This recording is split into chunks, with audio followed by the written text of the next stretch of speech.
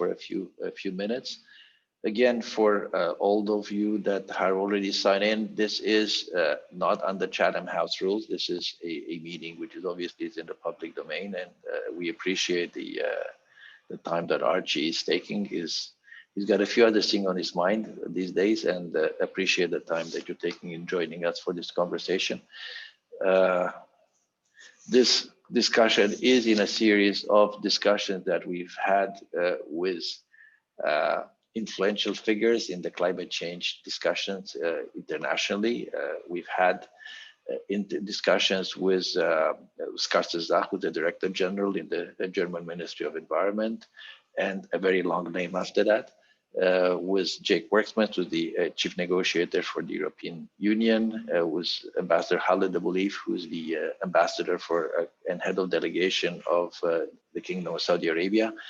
And today we are honored to have Archie Young, who is the head of heads the effort for the UK presidency for COP26. We are quite anxiously waiting to actually get to COP26.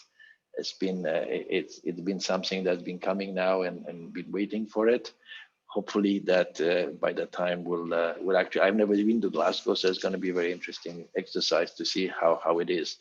What I'd like to do is, I think it's time to start. Archie, welcome together, and my colleague Michael Belling. I am on this side of the Atlantic, on the EU side. I think most of them are on the North American side of the Atlantic. So for them, it's a little bit earlier than for most of us. The audience is international, meaning that we do have quite a few people who are also east of us in the Far East: Japan, Korea, Indonesia, Malaysia, Philippines, Singapore. The way we will conduct this discussion today is that we'll ask Archie to give his initial remarks, after which we'll get into a conversation between Michael, Archie, and myself. And then after about 20 minutes, we'll open it up to the audience. The audience will see that at the bottom of the screen, there is something called raise hand. Raise your hand. At that point, the moment you raise your hand, we will then promote you to a panelist, at which point you will have both video and audio access. Ask your question. Hopefully it's a question, and maybe embellish with a bit of a comment, but mostly a question. And then we'll try and make it as fluid as possible. We'll interject with some of our comments and so on. So Archie, again, welcome. Thank you for taking the time. The world is literally, in this era of pandemic and this era of a lot of stress for many of us. It is a stressful time for many people. Nevertheless, climate change remains a very important topic, a defining topic for our era. And it is now looking up to the UK incoming presidency, how this is going to evolve and what are the outcomes and the expectation for COP26, how we are going to prepare these discussions. A whole number of things come to mind. So Archie, you have the microphone. Thank you very much, Andre. Thank you, Mike, as well. And it's a real pleasure to be here. Thank you for inviting me. As Andre says, I'm Archie Young. I'm the UK's lead for COP26 and part of a very broad and large team as part of the UK COP26 presidency effort. And I'm really pleased to join ERCST because I was trying to think back to, it must have been about a year ago, before the pandemic spread across the world, when we co-organized an event with ERCST in the UK's Foreign and Commonwealth Office, specifically on technical issues around Article 6. And we're very grateful to the work of ERCST in driving forward the technical discussions and bringing parties and other constituencies together on these tricky issues. So first thing, of course, is to express Happy New Year. And I hope that regardless of where you are in the world and what calendars and faiths you observe, I hope that people manage to get some respite recently, because it has been a hugely challenging year for everybody, dealing with the many stresses and strains on lives and livelihoods in so many different ways with the pandemic. But today I'll try to set out a bit of a picture of where I hope we will be 10 months today, the end of COP26, 12th of November 2021, but also some of the work that needs to happen before that. I will focus primarily on negotiations, but not exclusively, recognizing that our COP26 effort absolutely prioritizes the negotiations, but also recognizes the need for that broader action across many different spheres if we are to genuinely strive towards 1.5 and achieve the goals that we have set ourselves. So let's fast forward then to 10 months from today. We'll all be tired, I'm sure, but hopefully relieved and celebrating. Our goal is that we will have a negotiated outcome that enables and empowers accelerated implementation of climate action. What does that mean? That means that the Paris rulebook will have been finalized, and we will have tangible progress and clear direction across all other negotiations issues. No party left behind, no issue left behind. It will have been an inclusive COP, connecting people across the globe, both virtually, taking advantage of the new ways of working that we have been able to, that we've had to familiarize ourselves with recently, but crucially in person as well. That COP outcome will also recognize that clean, resilient recovery from COVID is a reality. And in doing so, it will enable that reset and that ramping up of ambition.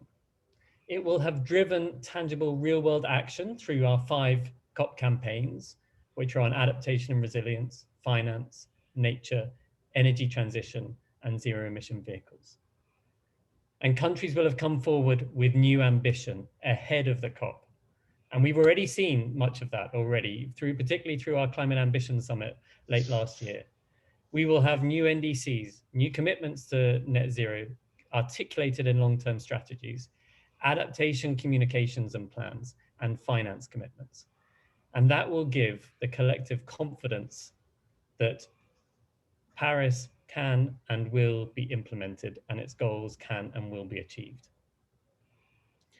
Now, that is a huge amount of work for everyone to do. Some of those will require tough negotiation at COP. But all of these will fundamentally be determined by what happens beforehand. We cannot rely on doing things as we have always done them. The world this year just continues to not look like a so-called normal year or the way that we used to organize ourselves. In fact, I think actually this is a chance to break free from some of those collective habits that we found ourselves in. You know, it's often said that 3 a.m. after multiple hours without sleep may not be the best conditions to make the most sensible decisions that affect our planet. So this year, we actually have a chance to do some things differently. Now, we absolutely respect the parameters and the procedures of the UNFCCC, and we will continue to do so. But also, while many parties resist negotiating virtually, we need to continue the informal discussions and we need to continue the conversations as we found through the climate dialogues at the end of last year, such that actually we all come to Glasgow with a very clear understanding of everybody's positions and of where the solutions lie. Now, why is that so crucial? Well, I'm sure we have hundreds of experts on this call, so you don't need me to set out the context, but I think it's important nonetheless to do so. Obviously, that context includes the really stark warnings from the IPCC and the very short amount of time that we have to take the action that needs to be taken. We have the tangible impacts of climate change that we are seeing all around the world with increasing regularity and increasing ferocity.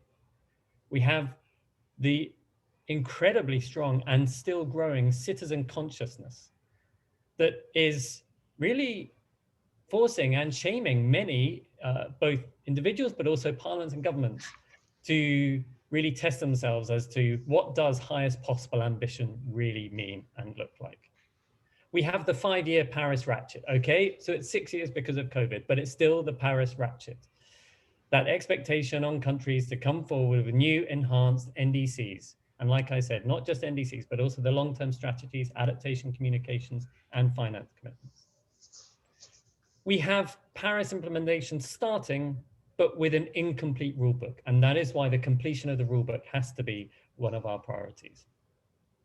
We have the context of COVID, impact on livelihoods, like I said, strained government processes, hindering travel and connection, inevitably forcing many governments into hard decisions and choices, but actually also presenting an opportunity of unprecedented levels of government stimulus, unprecedented appreciation, I think, of the importance of international solidarity and connection, and also of the connection with nature. And I think yesterday's One Planet Summit was an excellent example of that. But the context also includes huge continued uncertainty. Now, the vaccine gives hope. And the scenario in many countries also gives hope. But in many countries, it is still very, very challenging. We are working on multiple scenarios for the year ahead. It is still too early to say this is exactly what the Bonn session will look like. This is exactly what Glasgow will look like.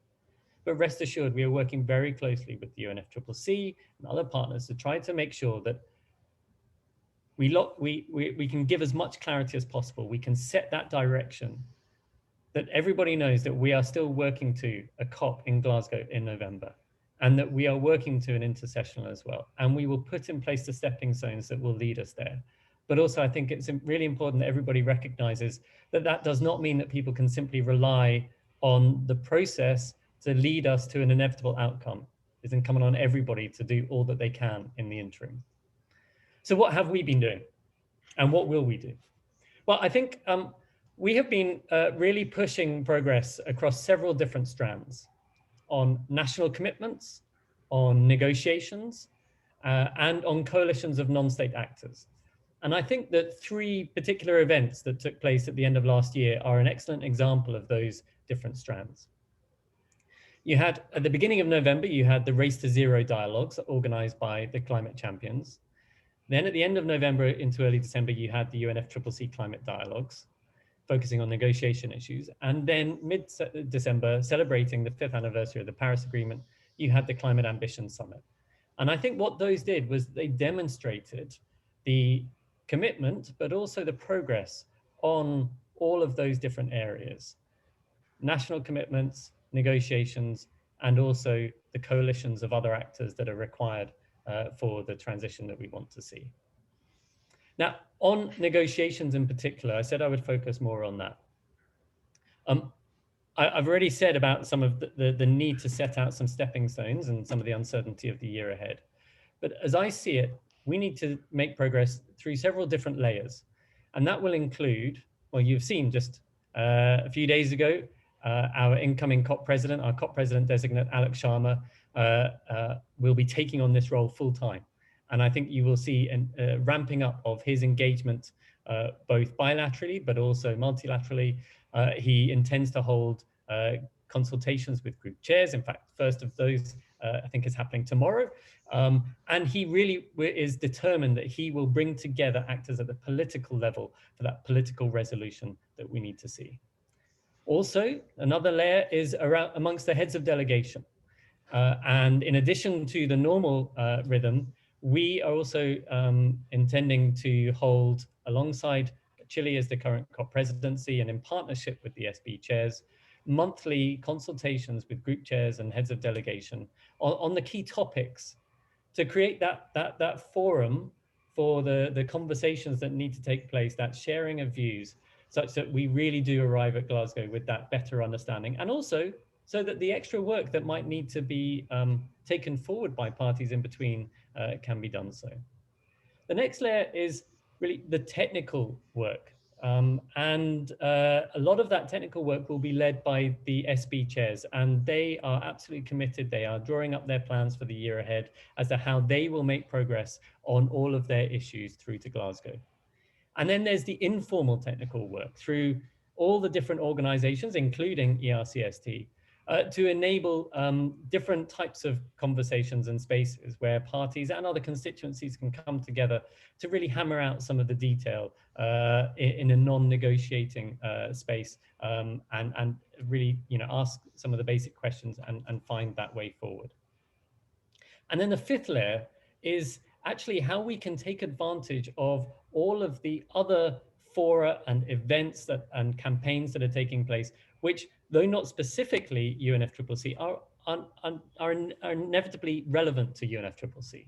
So I would include in that we will be hosting an event towards the end of March on climate and development priorities. We obviously also hold the presidency of the G7 this year. Our COP partners, Italy, hold the presidency of the G20. And there are a whole series of other events and fora which we can use in order to drive progress forward. I would also include our 5 COP campaigns in that, which can be very helpful in creating the conditions and moving some of these issues forward, complementary to the negotiations. But complementary to the negotiations, but the negotiations have specific tasks. Those include finalizing the rulebook, which of course refers specifically to Article 6, transparency with common timeframes. Also delivering on those issues left over from COP25, those difficult Rule 16s that we had towards the end. Also delivering on those issues for COP26, such as initiating deliberation on the post-2025 goal or the review on action on climate empowerment, many others. Also delivering on issues for 2021 as agreed by the Bureau in order to maximize progress and minimize disruption. That is a heavy agenda, and is a heavy agenda at a time of uncertainty and at a time when formal negotiations are not currently taking place. So that is why we all need to find ways of working together to make progress on these issues. And we cannot rely on being passengers in somebody else's process. Parties and other constituencies need to be engaging with each other now and working through their differences. I'll give you an insight into some of the conversations that I will be having with many of you, which will continue to ask, what are your COP priorities? But I think we have a pretty good sense of your COP priorities. The next question is going to be, and how are you working to resolve them? Because I know you asked me that question. I will be asking you that question. But we have one of the longest incoming presidencies ever. We are grateful, hugely grateful for the support that has been shown by all of our partners, all of the parties and constituencies, particularly, of course, our COP partners, Italy, the current COP presidency, Chile, and of course, the SB chairs and the Secretariat. We are determined to make progress. We as the UK, we are trying to put our best foot forward. I hope that you saw that around the time of the Climate Ambition Summit, when we announced our new updated NDC of an at least 68% reduction of emissions on 1990 levels. It's at least 68% reduction. We also published our adaptation communication, and we published our 9.5 submission, reaffirming our commitment to £11.6 billion of international climate finance over the next 5 years. Hopefully also you've seen that this year we've hit the ground running, both with the full-time appointment of Alok Sharma, and also last week we published on our website a paper which sets out what we see as some of the priorities for public climate finance over the year ahead. How we can maximize the quantity, quality, impact, responsiveness, accessibility of public climate finance in order to support the implementation of the Paris Agreement. So that hopefully gives you a sense of where I think we are heading. And I take you back to that point 10 months hence, when hopefully we will all be shaking hands with each other and celebrating a step forward on the path to climate action. But also, I urge you to really consider how much work needs to be done between now and then in order for us to enjoy that moment. Andre, Mike, over to you. Thanks, Archie. Mike, you want to take it over from here to start a bit of a conversation? Absolutely, my pleasure. So we'll be doing this for a number of minutes before we then open up to the audience, as Andre said at the introduction. Archie, I really appreciated both the realism, but at the same time, the sense of optimism that you conveyed. And, you know, I like the exercise of trying to put ourselves 10 months hence and sort of hopefully have a successful outcome. But at the same time, you conceded that it's a heavy lift. There's a lot of different issues, 5 priorities or 5 campaigns, plus a number of other issues that should be resolved. If you have to prioritize in the end, if not everything can go through successfully, where would you see the priorities of the UK presidency, and what do you think are sort of the key metrics to say this was indeed a successful COP26? It's a really good question. And you're right, with the breadth of issues that we are trying to tackle, it will be a challenge to get them all over the line, but actually they all actually look quite different. So you meant and if I can pick you up on, you mentioned our 5 COP campaigns as being our COP priorities, but that is not the same. They are different. So our campaigns are our campaigns, and that is about really taking advantage of the platform of the incoming COP presidency in order to shine a spotlight on and drive forward action through coalitions, which include governments, but also non-state actors on those issues. And those are, of course, priorities, making progress on those campaigns, but those look quite different in terms of how they will manifest themselves to the priorities on the negotiations, and also to, I think, the work that needs to be done in advance on the national action. And actually, when you look at how the work can be spaced out over the course of the next year, that national action on NDCs and long-term strategies, frankly, it should have happened already, right? But for those countries where it hasn't happened already, it needs to happen now. And that, I think, continues to be a focus of our diplomatic effort, but it continues to be homework for many countries as well. And so that is an absolute short-term priority of continuing to keep that pressure up so that we see the full set of new commitments coming forward. That is, I think, different from then the work that can be done through the campaigns, which is about the before, during, and after of COP, of bringing forward these coalitions, which will have different deliverables and different manifestations. And then the priorities on the negotiations, where, frankly, our priority is to deliver on our mandates. And I don't think it would be fair of me to say that one issue is more important than other, because through our consultations, it's very clear that all the items on the table in the negotiations are important to somebody, and rightly so. So our priority is to make sure that actually we deliver on all of them and in a way which, like I said, is inclusive, is transparent, and reaches that positive outcome. Thanks. You mentioned, of course, the fact that Alok Sharma has been now appointed COP president. He's still in the cabinet, as far as I understand, but no longer Secretary of State. Does that in any way sort of affect, let's say, the influence and the ability to convince colleagues, etc., in the cabinet, both and just generally in the process? It's a good question. So I've had a few calls with him since the change, and it's clear he is absolutely committed and determined to this role. And the fact that he continues to be a member of cabinet is a very strong signal of the importance that the Prime Minister continues to attach to this.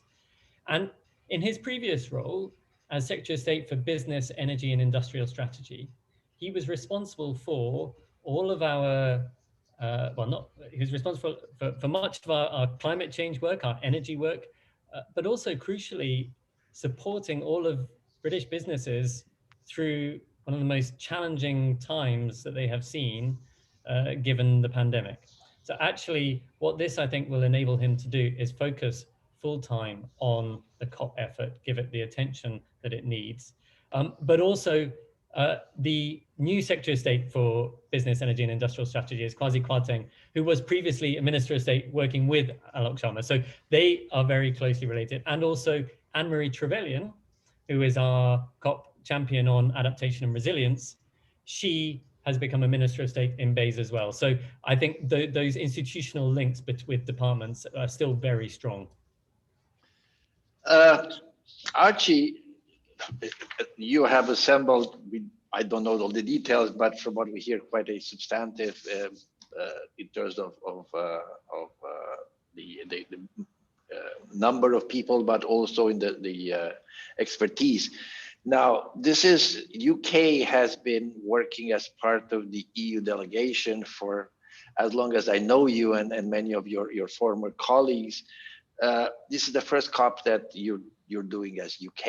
It's not part of your delegation. I mean, how is that any kind of new dynamic that we will see in this? It's certainly many of the policies are aligned between the UK and the EU, but nevertheless, it's going to be different. I'm sure it will be different. But at the same time, as you say, there are very close links that will continue, and we deeply value those relationships that we have with European countries. They are good old friends, and yes, those relationships will be different, but actually, that doesn't mean they have to be worse. So they can strengthen, and we are committed to renewing our bilateral relationships with member states, and we will continue to work very closely with the EU bloc on the negotiations, and also all European partners when it comes to the suite of COP26 issues and areas where we want to make progress. So different, and just personally, it's going to be, for me, again, the first COP where we are not part of the EU delegation, but equally it will be our first COP as an incoming and new presidency as well. And I think that gives us a platform to really work closely with the EU and, of course, with everybody else on all of these issues. Listen, talking about partners, new partners, old partners, the new year, it's a new administration. You're on that side of the Atlantic. I'm sure that as a diplomat, you observe many with interest and some detachment, but we all emotionally involved in many of these things. President Biden seems to have been speaking about the global climate summit within the first 100 days of his mandate. Can you tell, is there anything being planned at this time? Can you talk to it, or is it too early to even discuss things like that? I don't think it's for me to steal the thunder of the incoming administration in terms of their climate announcements. But of course, we welcome their commitment to rejoin Paris and the steps that they've set out to make clean, resilient jobs and investment central to the economic agenda. And put US on a path to net zero emissions as well. And Prime Minister has spoken to President-elect Biden about the importance of climate action. So yes, we look hugely forward to working with the incoming administration. And I think it's a good opportunity for some joint leadership work, but also for the US to reestablish itself in the climate process. And we have continued to work over the last 4 years with the current administration, and also with states and cities, businesses, subnational level across the US. So there's a really strong foundation of continued engagement to work with the US on there. Actually, one thing before I turn it back to Mike, and then I think maybe one question, and then we'll move on to the audience. But you mentioned something that about people, I would call it resisting, but certainly being reluctant to engage in virtual negotiations. And some of the things, I think the wording has been used in general, is that this meeting that we had in November and meetings upcoming are not negotiation, they are to help negotiations. Nevertheless, look, it's a lot. You have a lot on your plate by any definition. And, I've never been a head of delegation. I've been in many roles in the UNFCCC negotiation, but never head of delegation yet. Who knows? But nevertheless, a lot on your plate. So you can't, it's virtually impossible to head up in Glasgow and kind of show up there and say, hey, guys, what do we do now? I think it's got to happen. Something is going to happen. So how are you going to persuade these people that there needs to be a discussion, ongoing conversation? I'm not sure about formal negotiation, but something a little bit more formal, something to hang your hat on, they would say in America, that in moving into Glasgow. How do you foresee this? Because there is reluctance within the G77. Well, we absolutely respect the reluctance that there is currently, and we recognize the limitations of virtual working. It's hard enough to have a Zoom call with 3 people, let alone with 197 parties. And the understandable concerns and challenges around time zones and connectivity, those are all issues that actually, I think real progress has been made on. And I think that there have been some tangible demonstrations of actually, some of the meetings in the climate dialogues that probably might have had 7.5 people and maybe a dog, if it had been held in a conference, actually had maybe 250 people online, including, crucially, 250 experts who might not have been able to travel, but because that might have been the only meeting that they might have been needed for, but were able to all join in a serious conversation online. So I think there are opportunities around the virtual working, but we absolutely respect the challenges of virtual working for formal negotiations. At the moment, that is still a live conversation with parties as to actually what does the year ahead look like in terms of when those formal negotiations will take place. Like I said, we are absolutely determined that Glasgow, that will take place, and that will be on time, and we will have in-person formal negotiations there. I think the Bonn intersessional, I think, we continue to work on exactly how that scenario looks for that time and what the arrangements might need to be. I am coming at it from no position other than the person who looks at, like you just did, the list of issues that we need to cover and the time that we have, and looks at that and goes, well, we need to do our homework.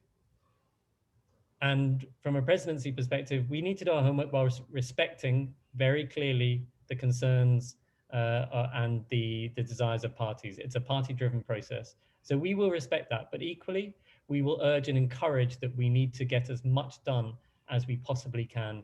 And we are open to creative, innovative ways of doing that. And I hope actually that these kind of monthly heads of delegation consultations, those aren't formal negotiations either, but hopefully those create that space and the stepping stones to COP, whereby we can all get together and kind of reassure ourselves that we are all going on this journey at the same speed, and that there is nothing happening in dark rooms behind people's backs. This is a transparent and inclusive process to take people to COP, because that is, I think, the main thing that people want that reassurance on, and that's what the in-person negotiations can give. But we're open to creative ideas, and we're determined to make progress. Yes, Archie, I think that if you write the motto for presidency is part science, part art, because the fine line that you have to navigate, you know it as well as anybody else, but it is a fine line. Mike, let's have one last round, and then I see Jen Ellis from OECD have her hand out, but you go first, Mike.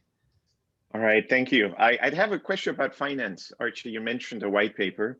I'd be curious sort of you highlight a little bit what's in there, if you could elaborate a little bit on that. I think we're all looking forward to the next biennial assessment of climate finance flows. Curious whether you have expectations, what it will say and how that might affect the negotiations, and in particular, whether you expect conversations to start this year on the next sort of post-2020 finance goal, especially in a post-pandemic context where, of course, public budgets are particularly strained. So just your thoughts on that, and whether or not that also has a bearing on the role of Article 6 and as a tool to mobilize more private finance. Sure. Well, take a step back. Obviously, we all recognize that with the scale of transition required, all types of finance are going to be required. And I think that as many of you will know, Mark Carney was appointed to be the Prime Minister's Special Advisor on Finance for COP26, and also he's advising the UN Secretary General as well. And last year, we published our priorities for private finance.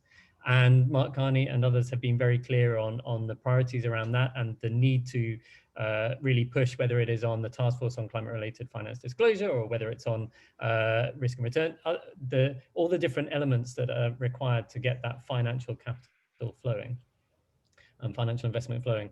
But we recognized that we really needed to signal the very clear importance to the UK incoming presidency of public climate finance, both in terms of the role that it plays in terms of the transformative impact that it can have, reaching places and on issues where private finance may not yet be flowing as effectively as possible. And that was one of the drivers behind our paper, which really reflects back what we've heard from a number of conversations with parties. And it sets out a number of areas where the international community as a whole, this is not, here is a set of things that, you know, a certain individual do. This is a set of tasks and areas where the international community's attention is required, which includes on mobilization, which includes on making sure the development banks are delivering effectively. It means working on access to finance. It includes the gender responsiveness on finance, dealing with concerns around climate impacts and loss and damage. So a whole range of different issues. Also the quality of finance. Where is that finance going? And also what type of finance is it? The balance of loans and grants. And I think it's really helpful, actually. I shouldn't say that. I should let other people give us more feedback on what they think about it. But what I've heard so far is that, look, it doesn't come up with, here are 11 answers to 11 problems, but just by separating it out in that way, it enables us to have a more informed conversation. So when we are talking about finance, we're not just talking about all of those lumped together. Yes, they are interlinked. And yes, we do need to see these issues in a holistic way. But also, if we're serious about action, we need to really drive particular action down some of these specific tracks. And I think that through, like I said, our climate and development event, or through the G7, we have an opportunity to take some of that work forward. But also the floor is very much open for other people to step up and lead some of that work with us and for us. Specifically on some of the mandates for COP26. So yes, we see very clearly there are several finance mandates, including the 7th review of the financial mechanism, the started the deliberations on the post-2025 goal, several others as well. Those are absolutely central to our COP plans.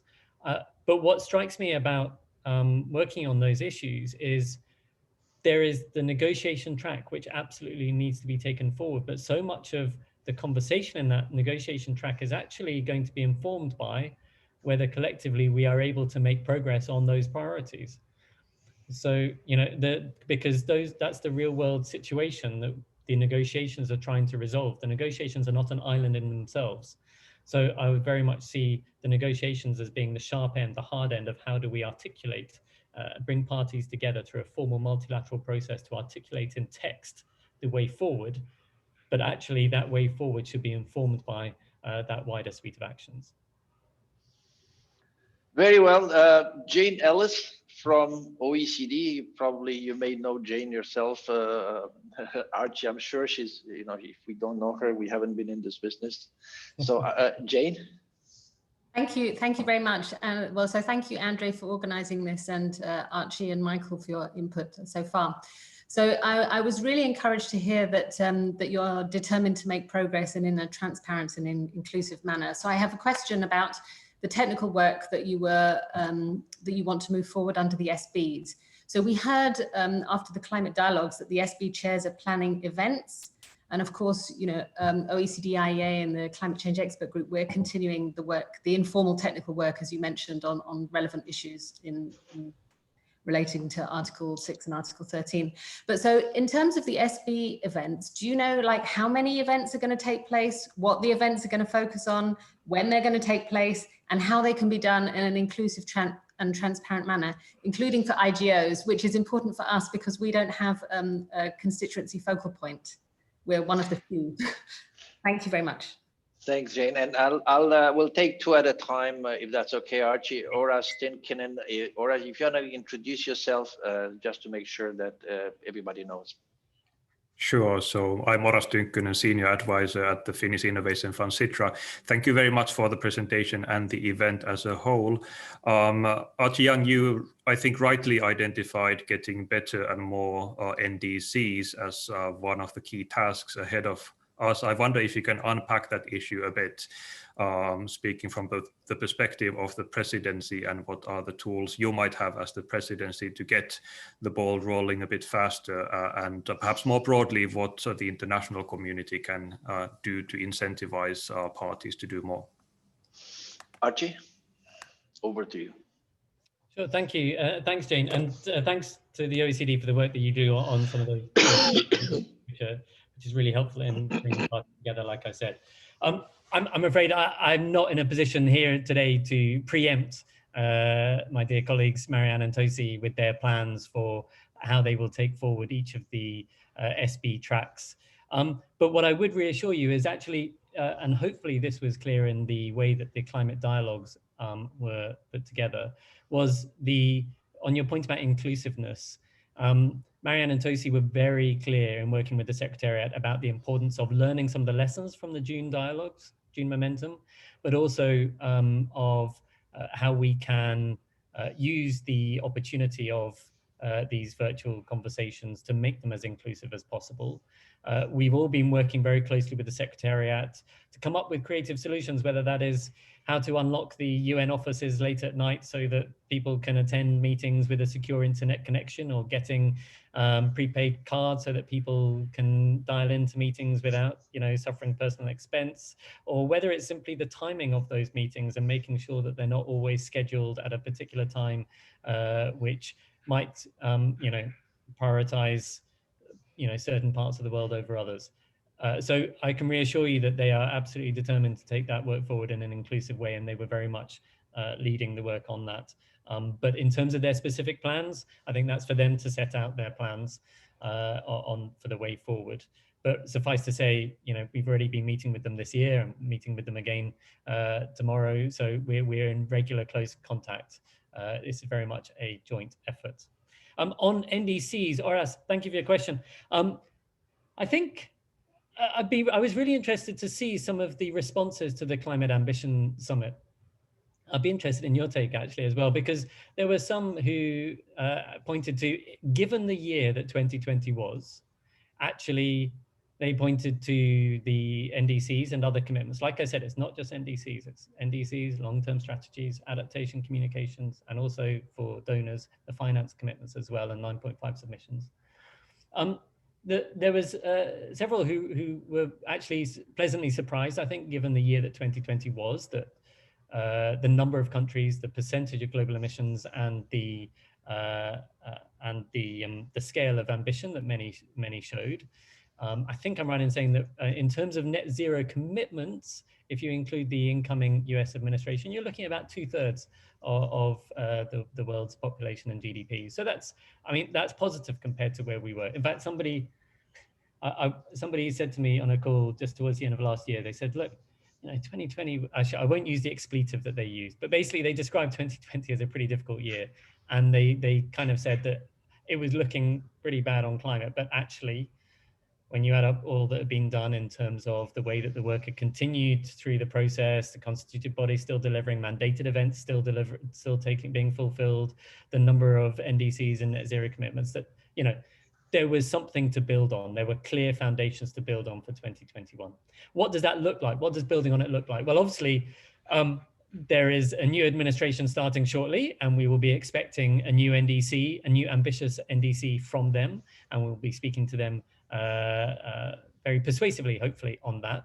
But also there are many others who either have not come forward with their NDC yet, or put forward an NDC, but as a kind of placeholder with an intention to go through further internal processes and come back again later with more information, more ambition. And every single one of our ambassadors and high commissioners around the world has an objective on COP. And one of the most tangible parts of that objective is around making sure that their host country is coming forward with new, clear ambition. We're working with the Secretariat around the timing of the synthesis report, so that when we get to COP26, we are all able to look at the collective ambition that has been set out and ask ourselves the question of, what does that mean? And where do we go from here? And that is not trying to preempt the global stocktake. That will be the time when that is done fully in the round with the full set of inputs. But I think it will be incumbent on all of us at COP26 to respond to the level of ambition that has been set out by countries. So absolutely, we're working night and day in all countries through all of our diplomatic angles, but also through non-state actors, through businesses, through NGOs, both to show the art of the possible and to nudge where possible as well, so that everybody puts their best foot forward. And this is not a UK ask. None of what we're asking for is because the UK thinks that magically just by ourselves, this is a good idea. This is what's in the Paris Agreement. This is what we've all signed up to. This is not nice to have or optional. This is about what we all agreed we needed to do if we are to achieve the goals. Thanks. Anna Hubert, if you Anna, you want to introduce yourself? That would be helpful. So make sure that Archie knows who's asking. Yes, sure. Thanks a lot. Thanks for the organizer for organizing this. I'm a journalist for the French media context, working in Brussels on energy and climate issues. I was wondering, it's kind of a follow-up on NDC. I was wondering if you can have, if you can share the number of how many countries have sent their updated NDC on time before all this the COP 26. Thanks a lot. And Sam Cannon, Sam. Yes, hello. How is everybody today? Thank you very much for organising. My name's Sam Cannon, work for an organisation called Freeman and Beyond, as well as Formula E, which is the electronic motorsport championship. Over the last 5 years, I've been studying the industrial hemp sector. And with very top line on industrial hemp, captures 25 times more atmospheric carbon than trees, and also regenerates depleted soil.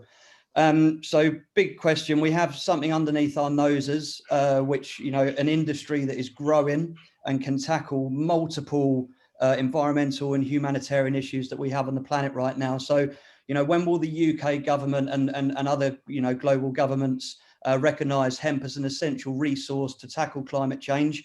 And will hemp feature at COP26? Well, Archie, there you have it.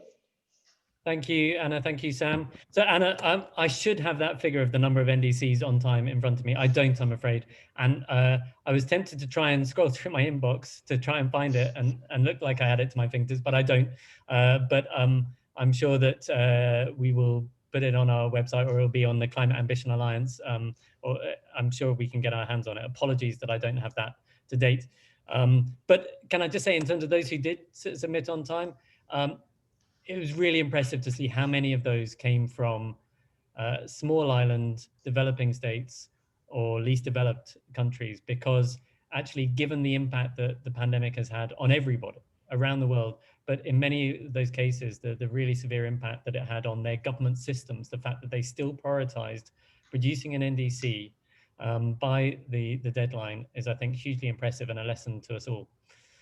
Not least as well with the ambition that many of them showed in it.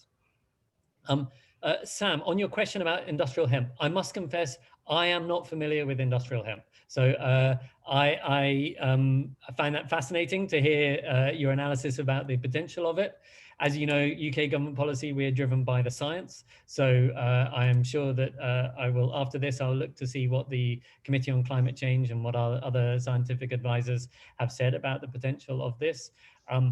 But, you know, we are looking for solutions everywhere. So if there are solutions on this, and if it's gone through the relevant scientific processes, then I look forward to hearing more. But I can't at this stage, of course, commit as to exactly what UK policy might be or how it might feature at COP. But it's always interesting to see the opportunities. Mangroves is one where so many people focus on. In fact, one of our previous ministers used to call herself the Minister for Mangroves, because she found herself talking about it so often in terms of its potential for both mitigation and adaptation and biodiversity, and also the livelihoods of people in areas where mangrove replanting was happening at scale. So I think there are so many opportunities, but I look forward to reading up more about industrial hemp. Thank you. If you'd like any further information, I can forward it on to you after the call in some way of getting in contact with you. No problem.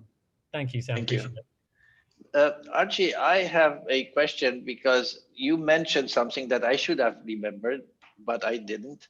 The fact that the last meeting, real honest to God live meeting that I had was in London in the map room at the Foreign and Commonwealth office. And it was quite a fascinating room and building full of history. And again, for many of us, it was the last meeting that it was quite amazing that people at that time really did travel from all the ends of the world to meet on this thing. And we thank the UK government for organizing this. Nevertheless, you know, Michael has alluded to the fact that, you know, money makes the world turn around, and that there's the finance committee and there's the reports coming up, but money is going to be a big issue. We see this in the EU, the amount of money that's required in the transition. Part of it is going to have to come through markets. Article 6, some people say, well, you know, Article 6, okay, I mean, we can do without it, we can move on. But nevertheless, if you're really looking for money, this is going to be important. And you had, you know, 2 strikes, pretty much. Well, that's you know, I mean, that sounds like a Texas law, but there was 2 strikes, and Mike doesn't like that. But it's so you had the Katowice and then the Madrid attempts didn't work out. Now, in your analysis, and this is maybe a harder question, is in your analysis why, and how do you see changing that? I mean, you know, is there a magic bullet? Is there, and what's the plan, or what is loosely called the plan? You're not going to tell us everything, and in the end, you cannot work magic. You're just the presidency. You're not the factotum. But nevertheless, what are your thoughts on that? Thanks. And yeah, absolutely. Article 6 is definitely one of our priorities. And you're right. We have collectively not been able to reach agreement on it at COP24 and COP25. I think that nonetheless progress was made in the run-up to those and also at both of those COPs. I hope this is not simply naive optimism, but when I look at actually, you know, the work that was done and the narrowing down of the key issues that need to be resolved, what I see is a narrowing down of the key political issues, but also actually there is, you know, given that time has moved on, there are also some further technical issues which now need to be resolved, which perhaps previously might have been thought, well, we can leave those until later, particularly, for example, around the Kyoto Protocol transition. So I think in some ways, the fact that the work that has been done before is very helpful in narrowing it down.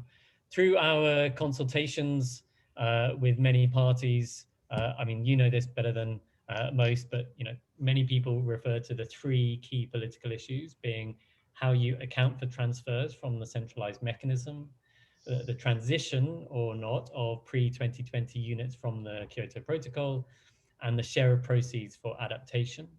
There's also other issues around, for example, the overall mitigation of global emissions and many others. So those are not the sole issues, but those many have highlighted those 3 as being the political ones that really need to be resolved.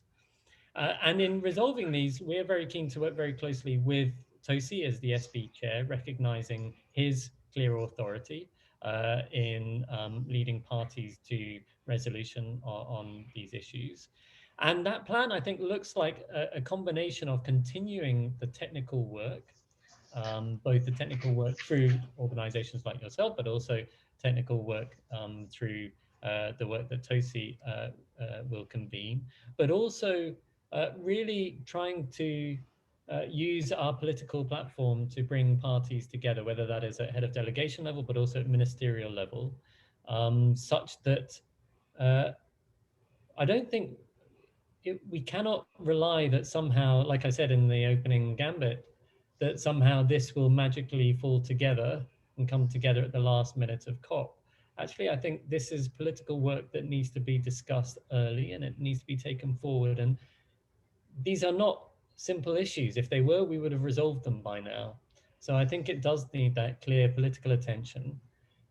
Political attention by those parties who have been most vocal, obviously, but also taken forward in a way which does not then exclude everybody, because actually all parties, when you look at the sheer number of NDCs which refer to market mechanisms, again, I don't have the number in my head right now, but I recall it being a significant number. So it's clear that many parties see that this is important for enabling climate action and greater ambition. It's also important for delivering on and implementing the Paris Agreement. And in terms of the share of proceeds for adaptation, that's important for adaptation financing, which we've said all along is an absolute priority of ours. So across all of those different areas, it's important that we get this done. But I think it's important that we do that through the technical, through the informal, through the formal, but also through the political layers as well, and bring those parties together such that we can find that resolution. We know what the main issues are. We have a better understanding, I think, from the understanding that we did in Madrid of some of the calculations that might help inform and build understanding on some of these issues, because we've had a year to work on them and to socialize and to interrogate some of the calculations that people have done. So I think that does put us in a better place. But ultimately, it will still be incumbent on parties to actually find that resolution themselves. Yeah, well, our commitment here at the RCST is to work with you at the Secretariat and the subset chair to help us. I know you can count on our support. Whatever we can deliver, we will be there. Can I ask you the question as well? What do you think needs to be done? If you were in my shoes, what would be the first steps that you would be taking, apart from, of course, convening more ERCSD dialogues? Well, I think this is where Michael gets very, very, very concerned as to, and my son probably, if he would listen, he would be very concerned. What's this guy going to say now? I would say, Archie, is that you got to untangle some of the very basic issues, and you cannot leave fortresses behind. I think there is that UN tradition that we plow ahead and then we'll, the other dominoes will fall in place. They haven't. And I think the reason for that, at least in my simple mind, is that there's probably more soldiers behind the citadels left behind than people accept. So I think that there needs to be that political agreement of some of the key issues. And I heard people talking about, well, 3 years later, we can't decide what an ETMO is. It's very difficult to negotiate something that you don't know what you're negotiating. So it is a truism, but you asked me the question. I wasn't going to offer it. Some people say that I like to open issues that other people don't like to open. Let me go to the last three that will take, because I think we promised you also that we will keep it to 1 hour and 15 minutes, Archie. And if there's also Bill Thompson, which probably will know that is waiting in line. But Joanna, Julia, and Tomasz, I'm sure you know me quite well. But Joanna, you start first, please, and Julia. But introduce yourself. Let's keep it very short because I think we are beginning to be pressed for time. Thank you very much, and thank you very much, Archie, for a really, really helpful talk.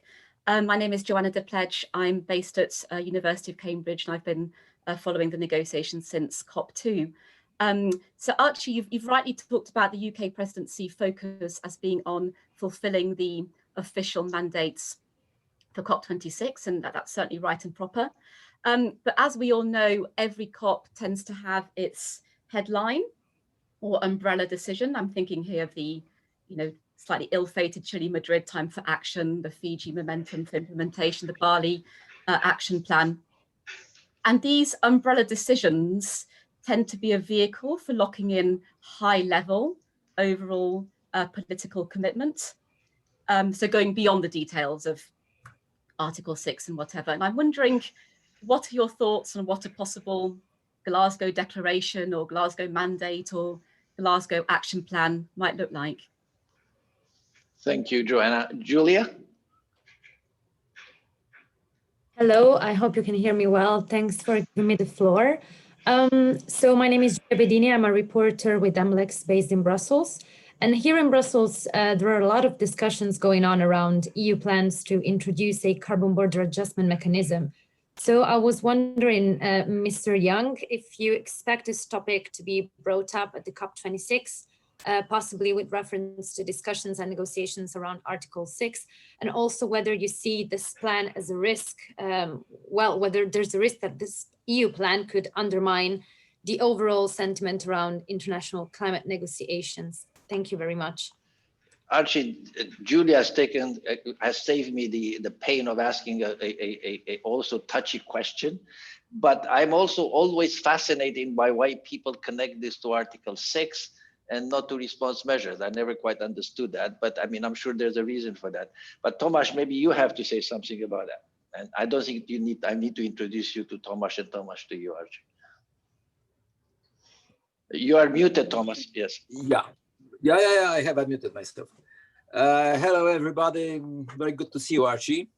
In good health, in good shape. And Happy New Year.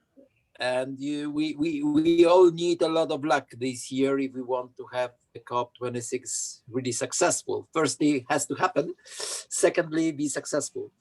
My questions are around Article 6 and also response measures and adaptation, etc., because what I did not hear from you is the connection between the climate agenda and development agenda. Why the development agenda? You did not mention it specifically, while if we carefully read Paris Agreement, we'll see that the core of the agreement is reaching the climate neutrality in the second half of the century. And we have to do it globally, not just in the most developed countries. We have to achieve this neutrality in order to stop polluting our climate long term.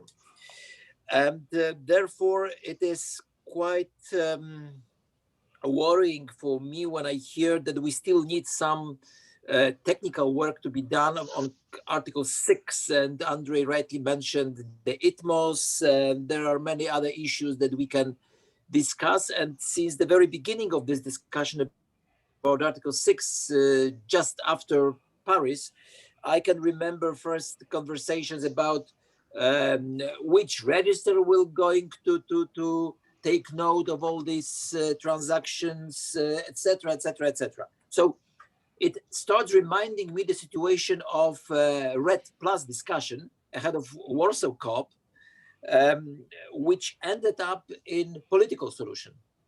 And that's my question to you. Well, I understand that as the head of the presidency, negotiators, you have to be very careful with what you are saying.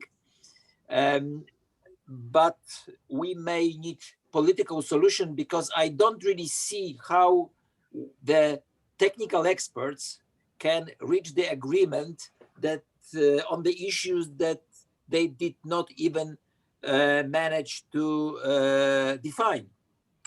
So political solution needs to be reached, and it's also worrying for me when I hear a lot about NDCs, mitigations, percentages, etc., which are very important issues. But where is adaptation? Where is finance? You only mentioned about UK's engagement in climate finance. It's a really impressive declaration, what you mentioned, the £6 billion pounds. But we need systemic solution that would disconnect climate finance from state donations, from public finance, and therefore Article 6 might be the mechanism, might be the transmission between private sector and the recipients of climate finance. Again, back to Article 6, back to response measures. These are my observations and questions to you. Thank you. Thank you. And listen, Archie, I'll allow. I have a weakness for former BP people in the person of Bill Thompson, and you will indulge me in this, I hope. And I know that Bill is contributed over the many decades in this, so I think he deserves to be heard. I've got a very quick question for you, Archie. It's really about the year 2021. It's going to be very difficult to travel to Glasgow in November. What's the final date when the UK will actually commit to a physical attendance by parties, and in particular for non-state actors? Thank you. Archie, you have the microphone, and then I think we'll start wrapping up at this point. Okay, thank you, and thank you, Joanna, Julia, Tomasz, Bill, for. I was about to say 4 really great questions. I think in Tomasz's there were probably a couple more than 4, but thank you for really helpful questions. Joanna, in terms of what does the headline umbrella decision look like? I think that actually is a really pertinent question, because when I set out where we want to be at the end, it's clear that actually this isn't a COP which has one single defining characteristic or element, which is the single factor of success. Actually, for success at Glasgow, it does need that combination of the national commitments that have been done before. It needs the negotiations to deliver the rule book to be finalized, and that action to be empowered and enabled. And it needs actually, I think, given the scale of the work that the champions have been doing and the scaling up of non-state actor action, I think, you know, COP as a whole, open as to exactly how, needs to acknowledge that in some way and recognize the important part of that, whilst of course recognizing that UNFCCC is of course a party-driven and government-to-government process. So what that headline umbrella looks like, I think it has to be around that ambition and inclusion, but exactly how it reflects on those and exactly how it sets the path as to where we're going forward, I think is still something that we'd really welcome views on. And when we think about, of course, we're all talking about heading towards COP26, but COP26, of course, just yet another staging point towards what comes next. And we will have what will hopefully be a hugely ambitious and impactful COP27 in Africa the year after. We've got the global stocktake coming up after that. So I think we also, as well as reflecting on what has happened, we will need to look forward to those important milestones coming ahead as well.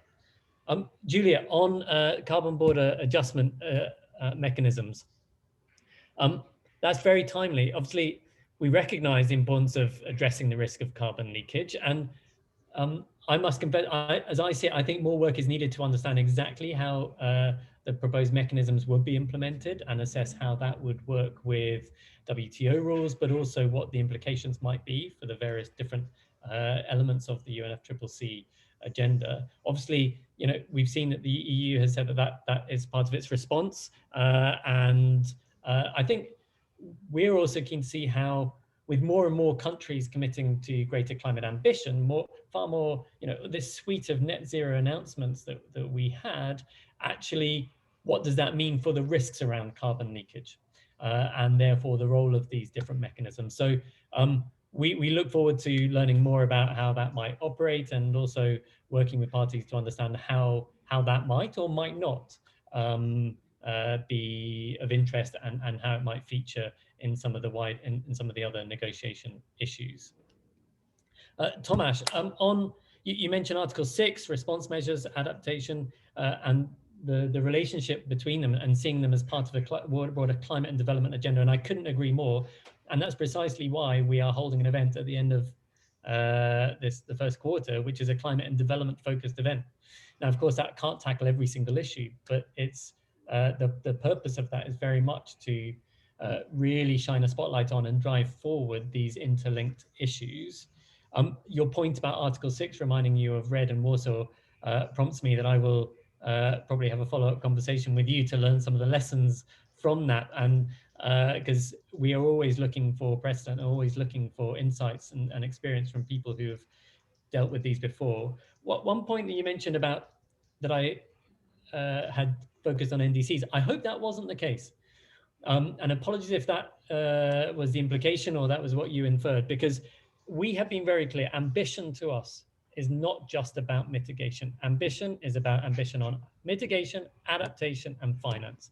That was why, one of the reasons why when we published our NDC, we also published our adaptation communication and our 9.5 submission.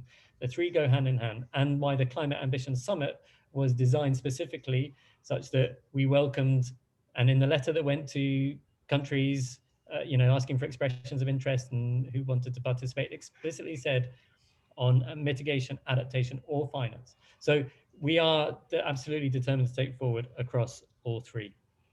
And then Bill, your question about final date for decision on what Glasgow will look like. I'm not going to commit to a final date right now. What I would say is that, like I said, we remain absolutely committed, but we're also working very closely with the UNFCCC. I think that we need to balance two natural human tendencies. One is a human tendency for over-optimism, that everything will somehow always be better in the second half of the year that we're in. And so we need to balance that. But we also need to recognize that the future is not necessarily an extension of our present, and our present is difficult, but actually there are really clear signs of changes in the present, whether it's the vaccine, but also other steps as well, which I think can give us confidence and give us hope. But we will take parties with us. Like I said, we recognize the need for parties, and not just parties, for all constituencies to plan ahead for November next year. But equally, we don't want to make a decision too early that then actually can, you know, circumstances change. So please bear with us. The challenge for the presidency, incoming presidency, is somehow providing that direction and leadership at a time of really significant uncertainty. And in that, what I hope we're trying to do and what I've explained today is about setting out the stepping stones, giving you that confidence and reassurance that we are listening, we are consulting, we are focused on all of the breadth of issues, and try to work with you on what, marking out that process as we move along. And you will always rightly push us for more clarity on what the future looks like. And we'll have to keep working together as we determine what that really looks like in practice. But thank you for the question. Mike? All right. Well, I think Andre will close properly, but I just wanted to briefly say that I think in the remarks today, there's been these over the last year rumors, Brexit is a distraction, there's personnel changes in the government, and will that not undermine the UK's approach to COP26? I think you've made a very, very strong case that you're very thoughtful, you're very detailed. It gives us great optimism, I think. I didn't mention it, I have a teaching appointment, a faculty appointment at Strathclyde in Glasgow, and I can say that Glasgow is looking forward and is prepared. We're very excited to host this, so I look forward. Fingers crossed, Godspeed and all the energy on this tough journey for the next 10 months. And hopefully see you then in Glasgow. Andre. Yeah, Archie, in inviting you here, I did probably, probably I broke a rule because the presidency operates not necessarily in the spotlight. The presidency operates best when nobody knows that it operates, but it actually manages the processes in a very good way. We've seen that. A very good example was Foreign Minister Fabius and his team in Paris. And UK diplomacy certainly is none to second to nobody. So we have a great hope that we put in you and your team and your senior colleagues. We as a community, ERCST is a small part, but the rest of us that are here that have come to listen to you are behind you. We'll try and support as best as we can. And wanted to take this opportunity to close and because I like to be on time and thank you for taking this time and stepping in the spotlight and we knew that there would be some difficult questions, that some of them were probably unanswerable at this point or by you. So thank you very much, Archie, and good luck and Godspeed. Thank you, and thank you for the opportunity. And like I say, I look forward to seeing you all in Glasgow in November, and shaking your hands and celebrating that we have all collectively achieved a job well done, but it will be a collective effort. And my door is always open virtually at the moment, but please do, if anybody on the call wishes to follow up further questions, please do get in touch because like I say, this has to be a collective effort, but we look forward to working with you all and we are determined to make COP26 in Glasgow in November a success. Thank you. Thank you, Archie. Thank you all of you. Michael, thank you very much. And thank you all of you that have taken the time to listen to us today. Have a good rest of the day. Thank you. Andre, many thanks.